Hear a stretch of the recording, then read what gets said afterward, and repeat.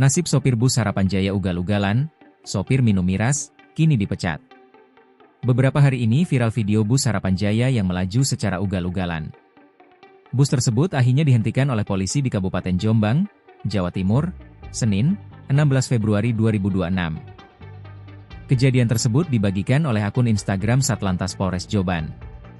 Pada saat bus dihentikan, pengemudi bus akap diduga mengemudi dalam pengaruh minuman keras. Lebih rinci, peristiwa terjadi sekitar pukul 17.25 WIB di Jalan Raya Perlintasan Rel Kereta Api Bandar Kedungmulyo, Kabupaten Jombang.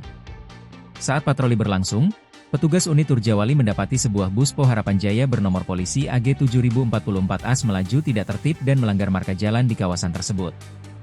Kemudian petugas menghentikan bus tersebut untuk pemeriksaan administrasi.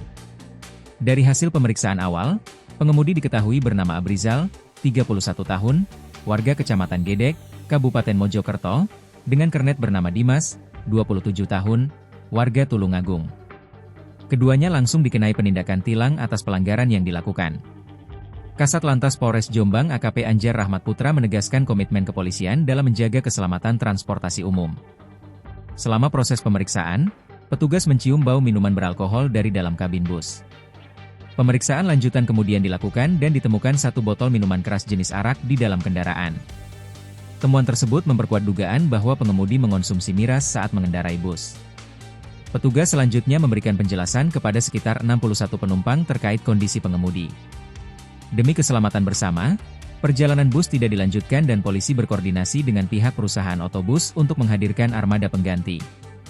Sopir, kernet, serta barang bukti satu botol minuman keras diamankan ke kantor Satlantas Polres Jombang. Keduanya juga menjalani pemeriksaan kesehatan oleh petugas Urkes sebelum diserahkan ke satuan terkait untuk proses lebih lanjut. Download Tribun X sekarang, menghadirkan lokal menjadi Indonesia.